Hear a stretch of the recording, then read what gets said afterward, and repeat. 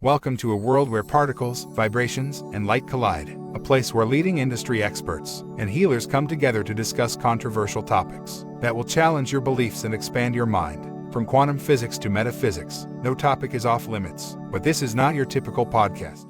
I'd like to know if you could give us some pointers on dealing with the triggers. Well, remember, you can't get triggered unless you have a belief that you can be triggered, right? The triggers happen when we feel like we have no control. The triggers happen when we feel like we're a victim. The triggers happen when we feel like somebody's in our space, right? Those are all triggers. And so if you understand, if you're able to stay in the space of, it's an interesting thought you've got. It's a show guaranteed to make you question your assumptions and push you to expand your horizons. For those who are already fascinated or passionate about the work of Patti Conklin, this show will give you an inside look into the mind of one of the industry's most renowned figures in vibrational mediation. With over 28 years of experience and a long list of big-name collaborations, Patti's insights and perspectives will inspire and challenge even the most seasoned practitioners. And if you're the skeptic who doesn't believe in vibrational mediation, this show is for you. Healers, doctors, and scientists are just a few of the professions represented by our fascinating visitors that bring their unique perspective to every episode. Join us on this journey into the world of healing within and adventure inside. Our mission is to inspire, challenge, and enlighten our audience with thought-provoking conversations and fascinating guests from a wide range of fields who can shed new light on important issues facing society today. Join us for each episode if you're ready to explore and learn about the latest developments at the intersection of cutting-edge science, spirituality, and self-improvement. Enter a world where waves, particles, and light all meet. Enter the world of healing within and adventure inside. Hi, everyone. You're with Patti Conklin and my next episode of Healing Within and Adventure Inside. And I have an awesome guest today, and I know you're going to just love what he has to say and really get some good information from his life story and what he's gone through and his beliefs and how he views the world today as a metaphysician. So I've got RJ Spina on with me. And RJ, thank you so much for being a part of today's show and joining me. Thank you for having me, Patti. It's my pleasure. You're so welcome.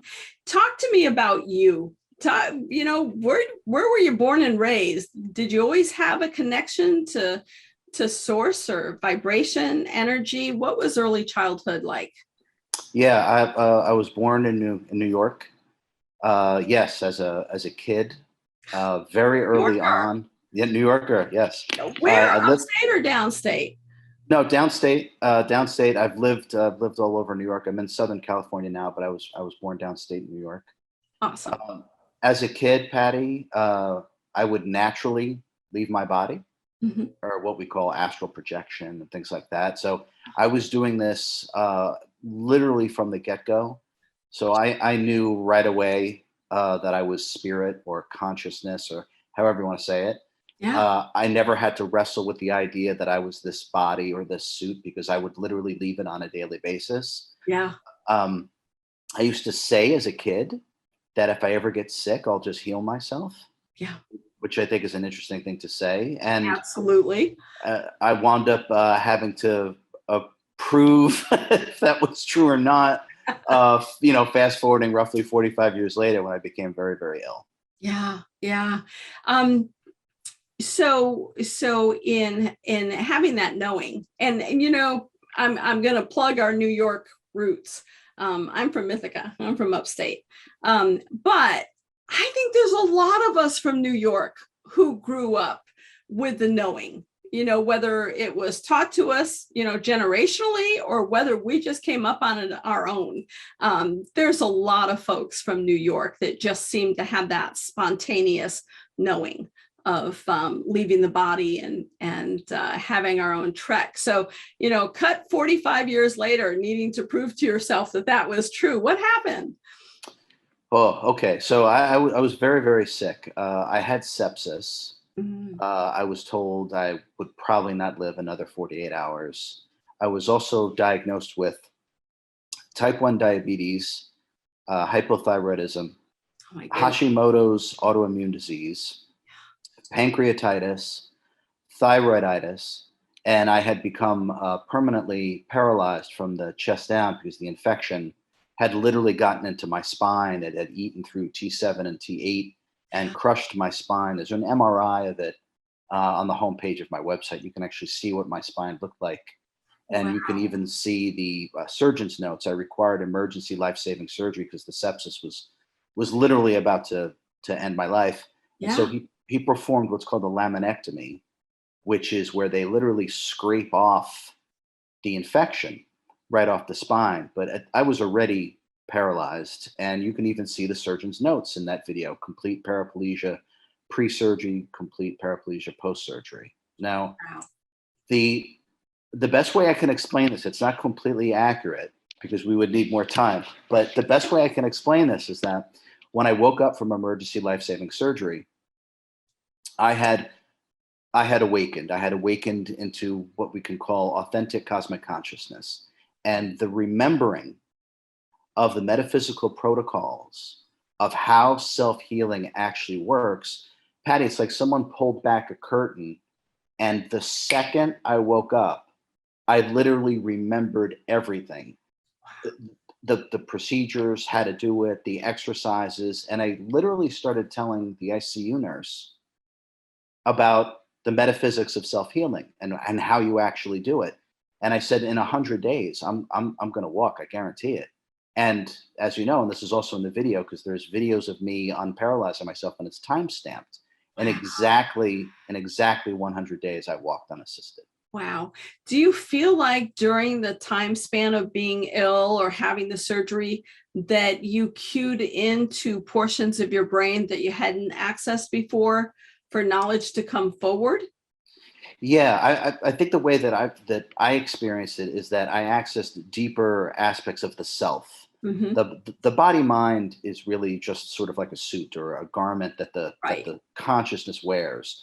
Yeah. So as a lifelong dedicated practitioner of exploring my own consciousness and deep spiritual truths through my own investigation, rather than templated religious text, I developed my own sense of self and my own ability to transcend the lower consciousness and go into higher frequencies to be able to access greater realms of information and wisdom. And so when it was time to heal, I had given myself this test. My last name is Spina, which means spine. Okay, so I was going to bring that up at some point during this conversation. Yeah. Yeah, this is all mapped out. We all give ourselves challenges. Yes. And so I gave myself a very worthy challenge. My body was completely destroyed. It didn't work. Not only was I permanently paralyzed, I was deathly sick with chronic illness. Now, I have healed myself paralysis. I don't take any medication. So now the protocols of self-healing work for everyone. It's not just for me, because the inner mechanics are the same thing. And once you have a different understanding of things and you apply different exercises, you get different results. Yeah. And so I have a very different understanding of things, which is captured in my book. I outline specifically exactly what to do and how to do it. There's case studies in the book. And when you understand things differently, you do different things, you're going to get different results. Everyone can improve their health mentally, emotionally, and physically in ways that they literally haven't imagined was possible. Yeah. But now they have the exercises and protocols on how to do it. Yeah. Yeah. That's so important. I mean, it's giving people that information all the time of the ability within yourself to heal and access. What do you tell people when you're working with them now? How do you begin helping them get on that road of vibration and frequency? Because I think we all teach differently. But I think every teacher's capability and information is so worthwhile. So how do you help people get in contact with going inside and moving that frequency? That's a great question. So everyone is different, right? So now the mechanics, the exercises, and the protocols, as I explained, they're metaphysics. It's just the truth is the truth. This is just how it works. Yeah. Now, but everyone approaches things differently. So I literally approach every person I work with differently based upon how they like to work. Some people are very reason oriented or intellectually driven. So I'll simply just work in that direction because it allows them to feel comfortable and therefore get the best results. Some Yeah. people operate deeply on faith. So I'll speak about the importance of faith and how faith actually works and what faith is, the difference between faith and belief. Yeah. So it just depends on that person. So however that person likes to work, we'll Yeah. tailor the understandings into their comfort zone. Right. And then at that point, Patti, it takes two things for people to heal. Okay, two things, and that's it: an open mind and a desire to do it. Yeah. And that's it. And what I find most interesting is the open mind part is the hardest thing for people because we are so conditioned to believe and accept certain things as fact. And the bottom line is it's simply not true. And the first thing I normally point out to people, Patti, is that there's too many to count. There have been countless studies of how meditation literally changes your DNA. It Yeah. actually heals your cells. It repairs everything within your body. So it only stands to reason that deeper and more powerful states of meditation only greatly increase the efficacy of self-healing by an Right. order of magnitude. And I have simply developed a technique in terms of different states of meditation, deeper states of meditation, which raises your own frequency. And Oh. then when you start to do self-healing work in this higher state of consciousness, the higher state of consciousness is what dictates lower consciousness. So when you're operating in the higher state of consciousness, it has a direct and more powerful effect on your physical body. And that's really the crux of the understanding. It Yeah. works, it's immediate, and it's tangible. People actually feel a shift. They feel energy. They feel a difference immediately because the truth is tangible. Yeah. Yeah.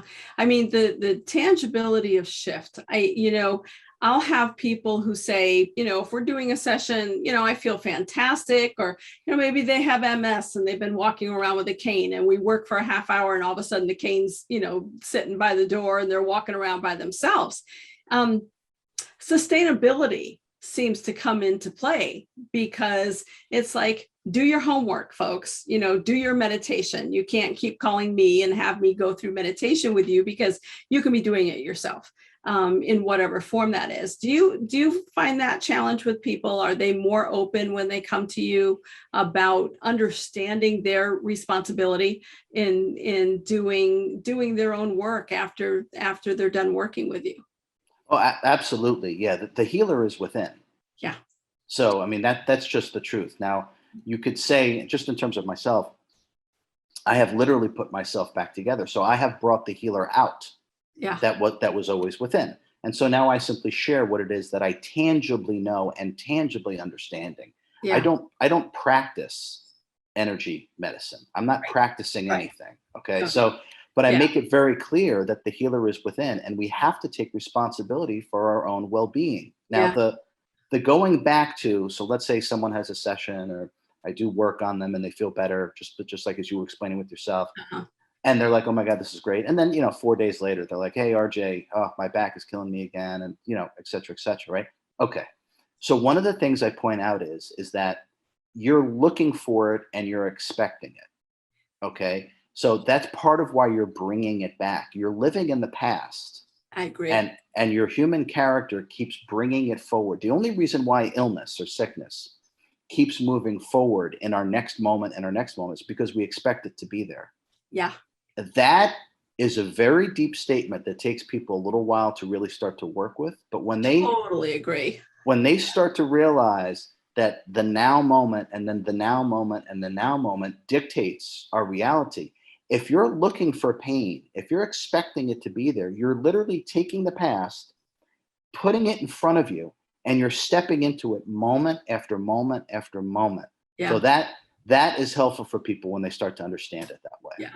I mean, I'm constantly, it seems like I'm doing a reframe. We have a course here at the office. I won't see someone more than 3 times, unless they're in a, deathly state and imminent passing.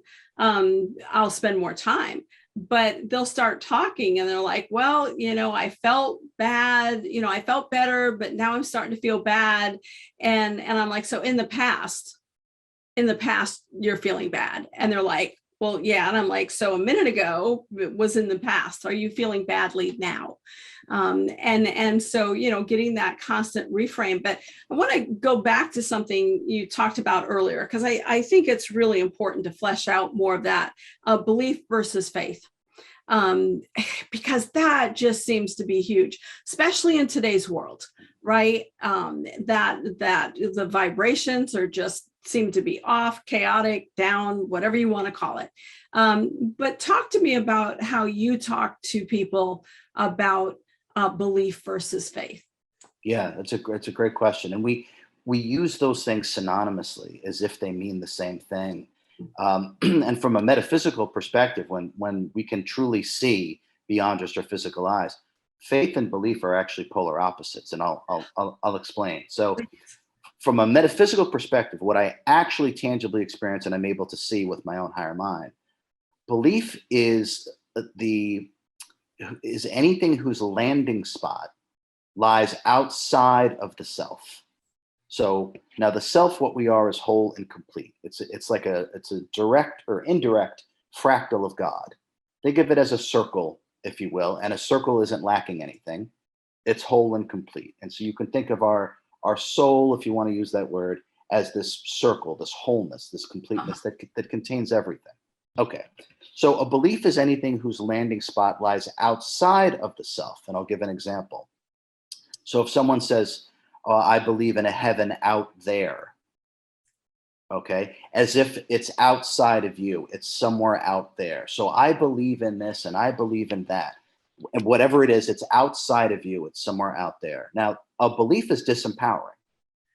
By nature, beliefs are disempowering because it's something outside of yourself. Totally agree. It's not contained within you. So all beliefs, and no disrespect to anyone, because we're allowed to have any belief that we want to. I just want people to understand metaphysically what we're doing when we believe in things. We're actually disempowering ourselves because we don't understand the metaphysics. Now, belief, again, is anything whose landing spot lies outside of the self. And by definition, it's false because the self contains everything. God is within your consciousness. Right. Okay. Faith is the opposite of that. Faith is when you're connected to something deeper and more important within yourself. Yep. It's already within you. So the faith is a tangible understanding of something that it goes beyond you, that's already within you. Faith is one of the things that we can use to actually heal ourselves. Because when you're connected to something and you're a part of something that is bigger, larger than you, you can use that. You can rely upon that. You can even start to work with grace in terms of these things. So faith, by definition, is empowering because you're connected to something deeper and bigger and more important than yourself. Yeah. Belief, by definition, is disempowering because you're trying to reach something that's outside of yourself, and therefore you are disconnected. Yeah. So the difference between belief and faith are night and day. Faith we can use to heal. Belief we cannot. Yeah, I love your explanation of it because it's so true. I mean, and it's real. It's that belief is like you said, it's an exterior, it's out there somewhere. And I have a belief someday I'll get there. And faith is that knowing it. The first time when I started teaching, I mean, other than, a Saturday, Sunday hypnosis course, I've never gone to any trainings or teachings or, 28 years have been following what I feel is correct for me to teach. And that's what I do. But I'll never forget going into my first workshop where I was teaching and talking to people and so forth. And they're like, well, wait a minute. You didn't connect to source, you didn't. And I said, first off, I don't work within the chakras.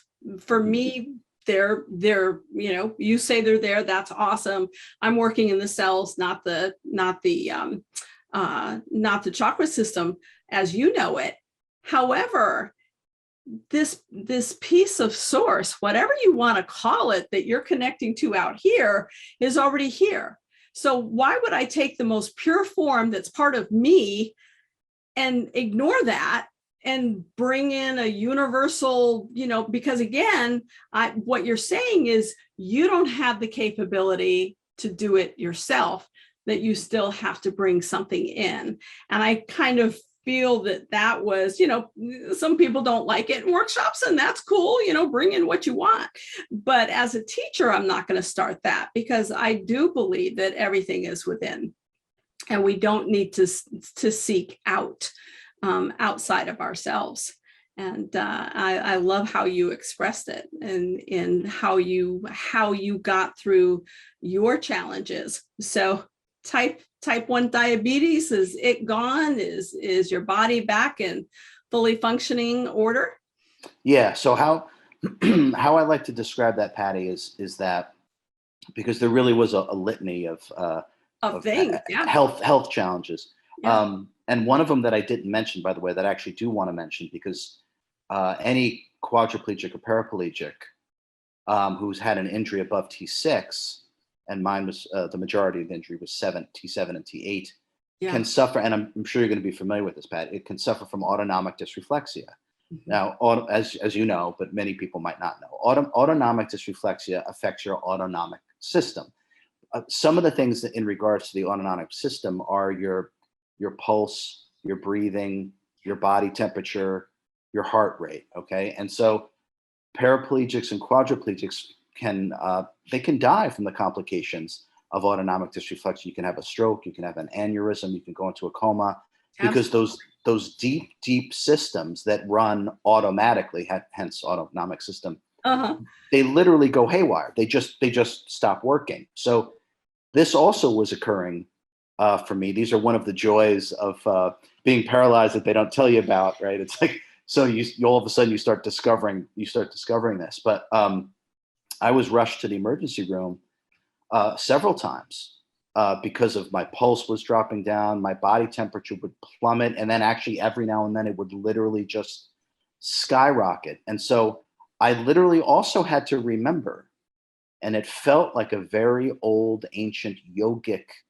kind of practice, to completely regain my heart rate, my pulse, my body temperature, my breathing, because it wasn't working at all. Yes. So that was also one of the things that I had to quickly remember how to do. But to go back to the type 1 diabetes, hypothyroidism, I'm not paralyzed at all. The only thing I have in terms of paralysis would be I have some numbness in my left foot, which I mean, frankly, I don't care. It doesn't affect me at all.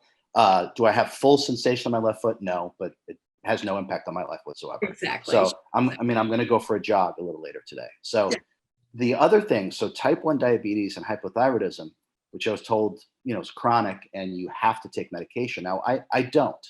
Now, but Patti, how I say this is important, because I feel that the way that I explain things are very important for people to really understand the meaning of the words. I have resolved my type 1 diabetes and my hypothyroidism. I have never said and will never say that I've healed it. And let me explain why.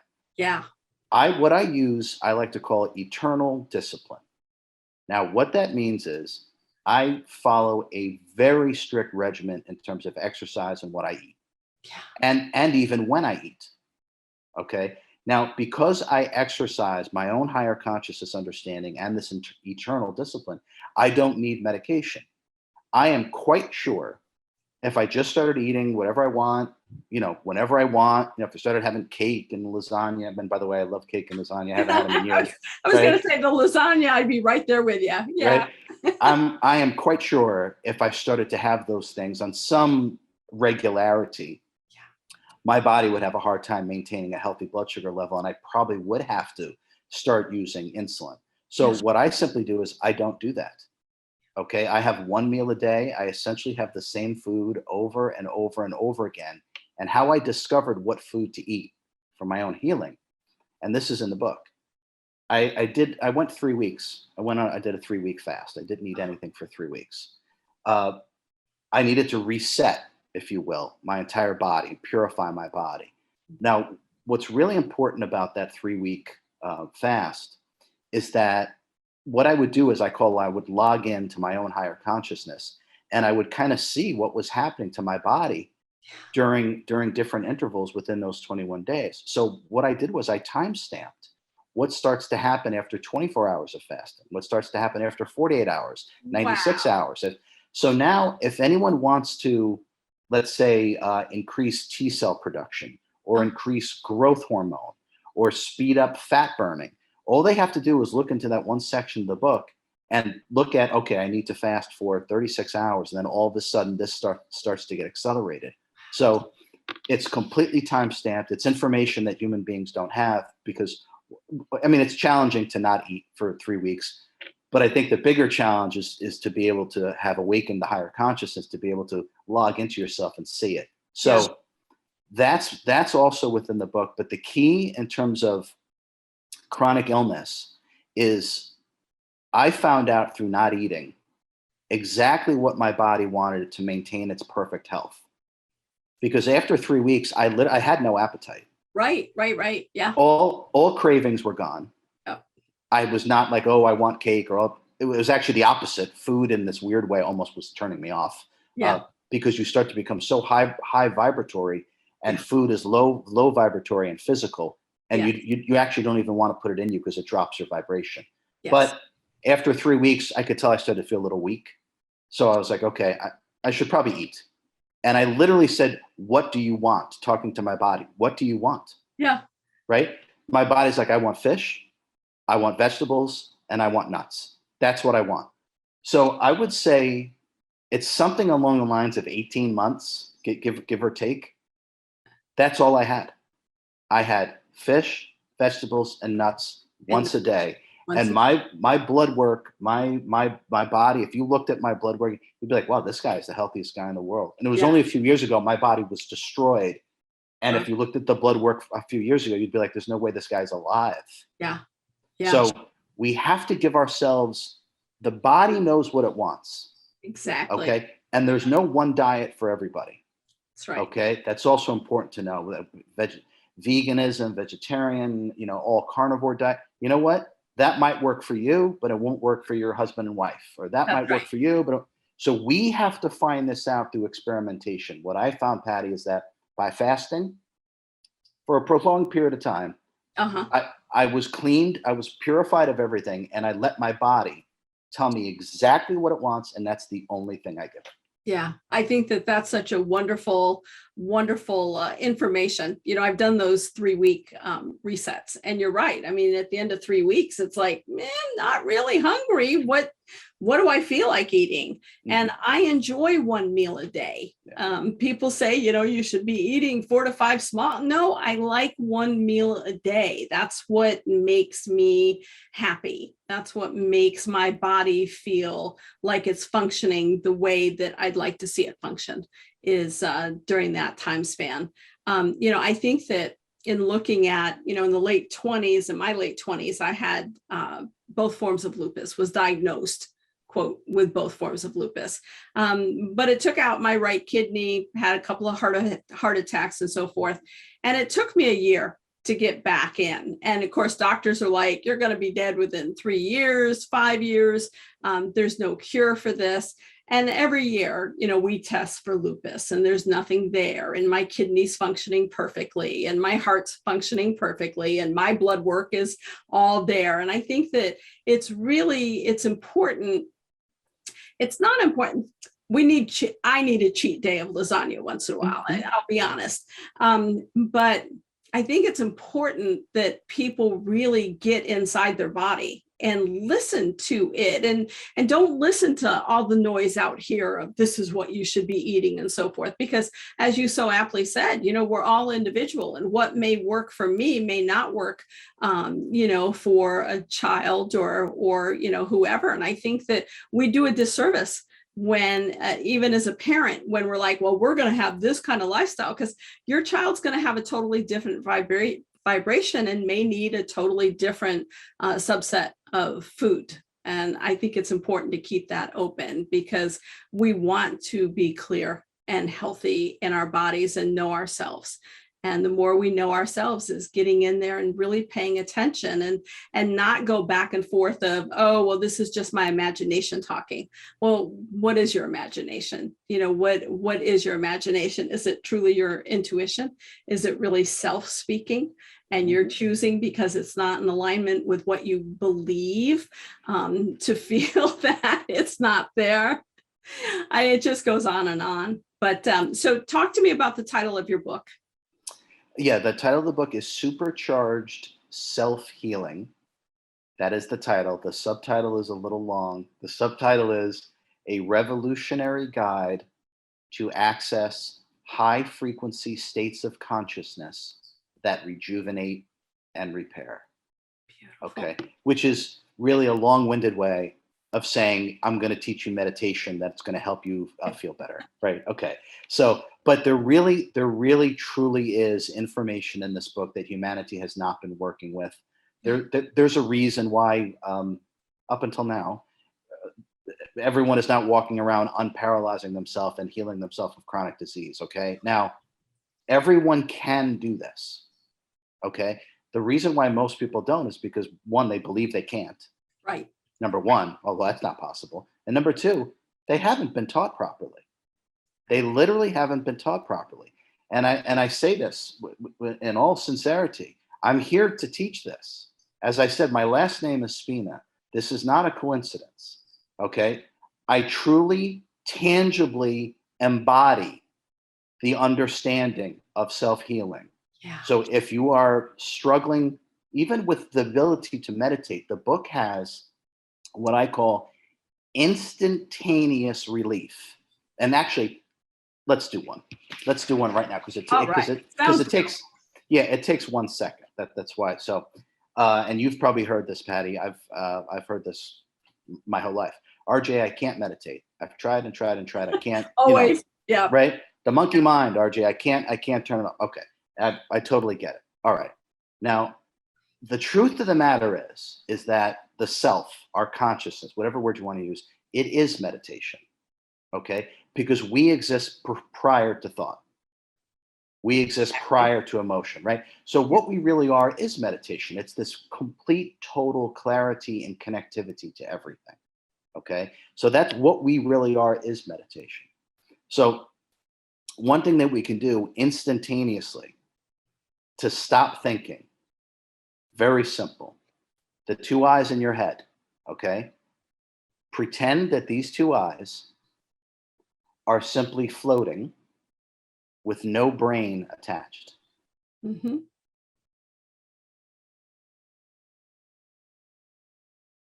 You can't think. You can't. You literally cannot think. Okay. When I pause my eyes, I'm like, you're supposed to be doing an interview, not doing this, but that's fascinating. It's the book. So Patti, the book is literally filled with stuff like this. It's like, holy cow. I never thought of that. I never did that. I never realized that. So if we look at this paradigm shift, we go from literally, RJ, I can't meditate. I have tried everything. I've tried everything. I got my crystals. I got my incense. I got my tapes on my, and I get it. Now we go from I can't meditate to I can't even think. Yeah. Yeah. Complete 180 in 1 second. Yeah. So this is the kind of new information and wisdom that's in this book. I always get people when they use the word try with me. I've tried to do this. I'm like, that's a futuristic term. What that tells me is you really don't want to do it right now.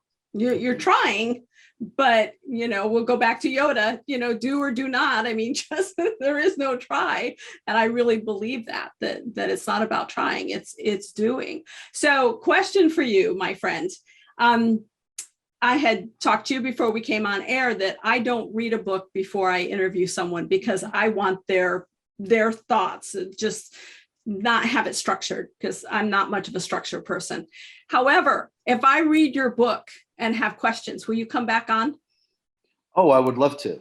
I would absolutely love to because Patti, because you're so attuned and well-versed, if you read that book, the questions that you would have would be absolutely fascinating. It would be my pleasure to come back. I would love to have you back. Just fascinating. And what a wonderful, wonderful, wonderful being. I don't even want to say soul. It just, your essence is lovely. And my absolute treat to have you on today. So thank you so much. I so appreciate you being on. And I look forward to having you on again soon, because I'm going to be getting the book. That sounds great. Thank you for having me. It's been my Beautiful. pleasure. Thank you.